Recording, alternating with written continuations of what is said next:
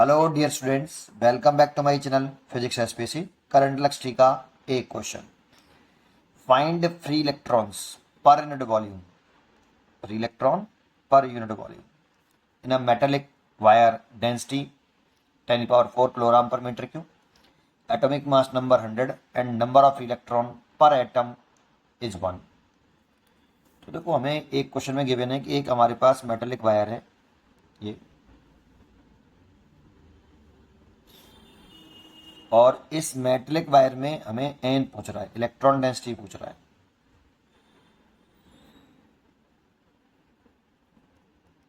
That means number of free electron per unit volume पूछ रहा है ये। Number of free electron per volume को आप लिख सकते हो, आप number of free electron per unit volume, ये हमसे फाइंड आउट करने की कह रहा है। और इस वायर की जो डेंसिटी दे रखी है हमें, density D 10⁴ kilogram per metre cube दे रखी है। एक डाटा में दे रखा है एटॉमिक मास नंबर। अब इस मटेरियल का नाम नहीं मालूम, मेटेलिक कौन सा वायर है, मान लो एक्स है ना, ये जेड और ये ए, और ए रखा है 100। Atomic mass number 100 and number of electron per atom, उसे एक्स मान लेते हैं हम। ये ले लेते हैं number of free electron per atom, ये एक्स की वैल्यू 1 दे रखी है। एक एटम से एक इलेक्ट्रॉन फ्री हो रहा है, एक एटम से एक इलेक्ट्रॉन फ्री हो रहा है, ऐसा हमें बताया जा रहा है। ठीक है, इलेक्ट्रॉन, एक इलेक्ट्रॉन पर एटम। ठीक है, अब इसको कैसे करें? या तो इसका हमें डायरेक्टली फॉर्मूला याद हो, और डायरेक्टली फॉर्मूला याद नहीं तो हम कर भी सकते हैं। तो अगर मैं पहले भी डायरेक्टली फॉर्मूले से कर देता हूँ तो उसे ड्राइव भी कर देता हूँ कि कैसे आया वो, है ना। तो एक फॉर्मूला होता है स्मॉल एन। स्मॉल एन मतलब number of free electron per volume, directly n. Avogadro number, number of free electron per atom x, density over molecular weight. तो ये मॉलिक्यूलर मास कह दो या मॉलिक्यूलर वेट कह दो, ये हमें फॉर्मूला याद होना चाहिए। ये कैसे आया इसे प्रूव भी कर सकते हैं। पहले इसे कर लेते हैं, फिर लास्ट में इसको ड्राइव कर देते हैं, है ना, कि ये कैसे आया। चलिए, एन ए की वैल्यू पुट करें तो अच्छा, मॉलिक्यूलर वेट के बारे में थोड़ी सी चर्चा कर लें। देखो, ये मास नंबर दे रखा है, तो जानते हो एक मोल जो होता है वो 100 ग्राम के बराबर होता है। 100 ग्राम,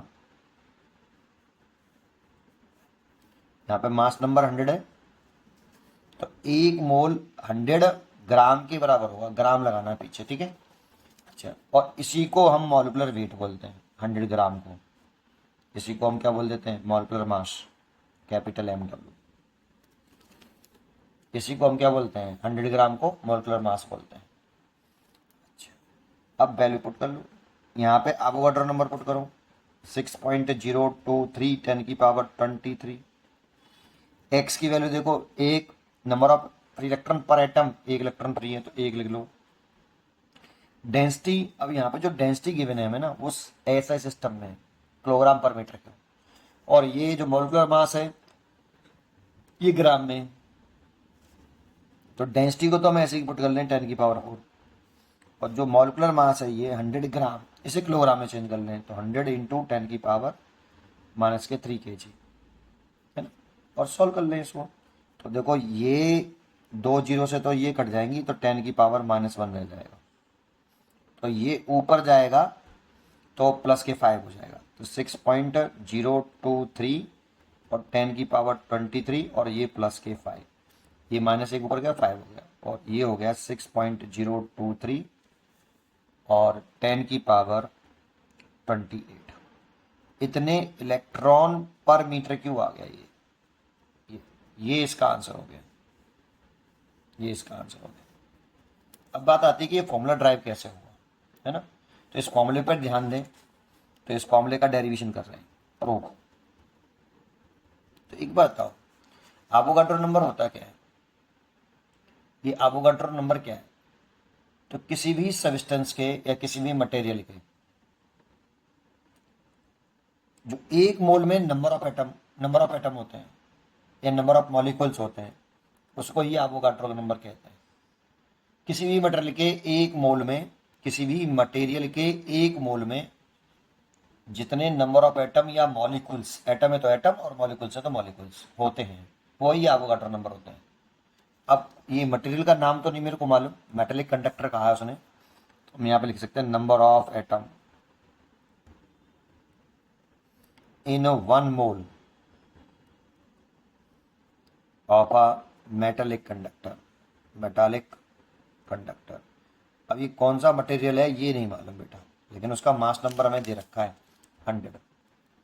ठीक है, एक मोल में एवोगाड्रो नंबर के बराबर नंबर ऑफ एटम्स होंगे, एनी एटम्स, ये सब में होते हैं। कोई भी सब्सटेंस होगा, number of atom in 1 mole of metallic conductor इतने। जैसे एक थोड़ा सा पॉइंट बोल दूं, सबका एक मोल अलग होता है। जैसे कार्बन 6C12 होता है, तो इसका एक मोल 12 ग्राम के बराबर होता, क्योंकि यहाँ पे मास नंबर 12 है। अगर हम जो है कोई दूसरा एटम लेते हैं, जैसे कार्बन का लिया तो एक मोल इसका 12, एल्युमिनियम ले लेते हैं, इसका यहाँ 13 होता है और यहाँ 27 होता है, तो इसका एक मोल 27 ग्राम के बराबर होता है, ग्राम। जैसे इसका मास नंबर 100 रखा है, तो इसका एक मोल 100 ग्राम के बराबर में लिखा है ना। लेकिन एक मोल में कोई भी मटेरियल हो, उसमें इतने ही एवोगाड्रो नंबर के बराबर एटम्स होते हैं या मॉलिक्यूल्स। अगर मॉलिक्यूल्स है तो मॉलिक्यूल्स होते हैं, एटम है तो एटम्स होते हैं। ठीक है, अगर ये आगे बढ़ाऊं तो नंबर ऑफ एटम इन, इस 1 मोल की जगह पर हम लिख सकते हैं, जैसे इसमें 100 ग्राम था, एक मोल 100 ग्राम, ये मॉलिक्यूलर मास लिखते हैं हम इसको, है ना, मॉलिक्यूलर मास। तो मैं इसे में ड्राइव करने के लिए MW लिख लेता हूँ, MW ग्राम, क्योंकि ये ध्यान रखना ये मॉलिक्यूलर मास होता है आपका। जैसे ये मॉलिक्यूलर मास है 12 ग्राम कार्बन का है, ये 27 ग्राम एल्युमिनियम का मॉलिक्यूलर मास है ना। तो MW gram of metallic conductor equal to Na, इतने एटम आ गए। ये तो MW ग्राम में। अगर 1 ग्राम में निकालना चाहूँ तो number of atom in 1 gram of a metallic conductor, तो MW ग्राम में इतने एटम हैं, तो 1 ग्राम में Na बटे MW होगा, इतने एटम्स होंगे। ठीक है, इतना समझ में आया होगा, आगे चर्चा करते हैं। तो अब हमारे पास एक कंडक्टर है, इसमें कितने एटम्स होंगे ये निकालना है। ये कंडक्टर है, अब इस कंडक्टर का कुछ ना कुछ तो मास होगा, तो लेट कर लेते हैं जिसका मास m है, mass of conductor, mass of conductor. तो देखो डेंसिटी इज इक्वल टू, और दी डेंसिटी ऑफ द कंडक्टर है तो mass upon volume, mass upon volume.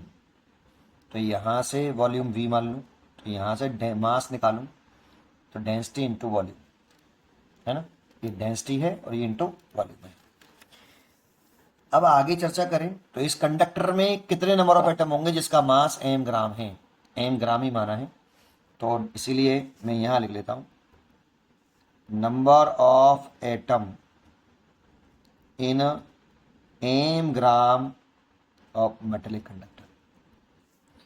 1 ग्राम में इतने एटम्स हैं तो m ग्राम में m का मल्टीप्लाई कर लेंगे। 1 ग्राम में अगर इतने एटम्स, तो m ग्राम में निकालना चाहें तो मल्टीप्लाई तो करेंगे, तो Na ओवर MW और इंटू स्मॉल m, और इस स्मॉल m की जगह पर लिख सकते हैं हम डेंसिटी इंटू वॉल्यूम। तो Na density into volume divide by MW। ये m ग्राम में इस वायर का, कॉपर वायर जो कंडक्टिंग वायर है, ये मेटेलिक वायर है, इसमें m ग्राम मास में लेट किया है, इतने आ गए इसमें नंबर ऑफ एटम। अब क्वेश्चन में कह रहा है कि number of free electron per atom 1 है। अगर मैं लेट कर लूँ अभी कि एक एटम से x फ्री इलेक्ट्रॉन होते हैं, तो सोचो एक एटम से अगर x इलेक्ट्रॉन फ्री हो रहे हैं तो 2 एटम से कितने होंगे, 2x फ्री इलेक्ट्रॉन होंगे, 3 से 3x होंगे, और इतने एटम से कितने हो जाएंगे, एटम ही तो निकल के आएगी, एटम से तो निकल के आएगी। तो इफ अगर x क्या है, नंबर ऑफ फ्री इलेक्ट्रॉन है पर atom, so number of free electrons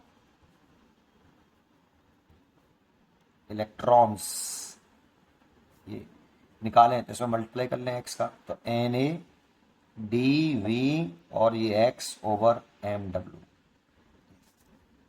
भाई सोचो एक एटम में अगर x इलेक्ट्रॉन फ्री हैं तो इतने एटम्स में कितने होंगे, तो x का मल्टीप्लाई कर लें।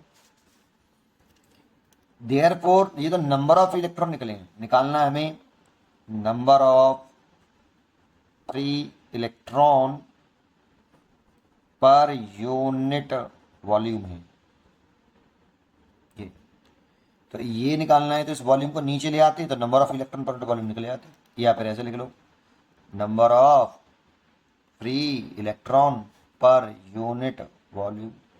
देखो इस वॉल्यूम को अगर इसके नीचे ले आए तो ये number of electron per volume हो जाएगा, तो इसकी या फिर वॉल्यूम से वॉल्यूम इसकी वैल्यू पुट कर दो नंबर ऑफ इलेक्ट्रॉन की वैल्यू, और वॉल्यूम से वॉल्यूम कैंसिल हो जाएगा, क्या बचेगा NaX and density over molecular mass, this is a small number.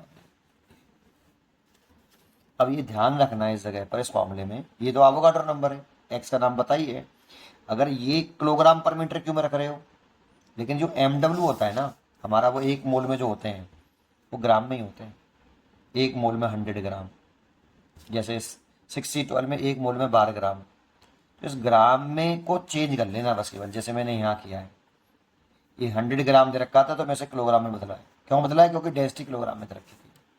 अगर डेंसिटी ग्राम पर सेंटीमीटर क्यूब में रखी होती तो ये एन निकलते थे इलेक्ट्रॉन पर सेंटीमीटर क्यूब, अगर CG सिस्टम में रखा है तो ये इलेक्ट्रॉन पर सेंटीमीटर क्यूब आता, ऐसा सिस्टम में रखा है तो ये इलेक्ट्रॉन पर मीटर क्यूब आएगा। इस सिस्टम का ध्यान रखना वैल्यू पुट करते समय। उम्मीद करता हूँ कि आपको ये क्वेश्चन जरूर समझ में आया होगा, पढ़ते रहिए और खुश रहिए, थैंक यू।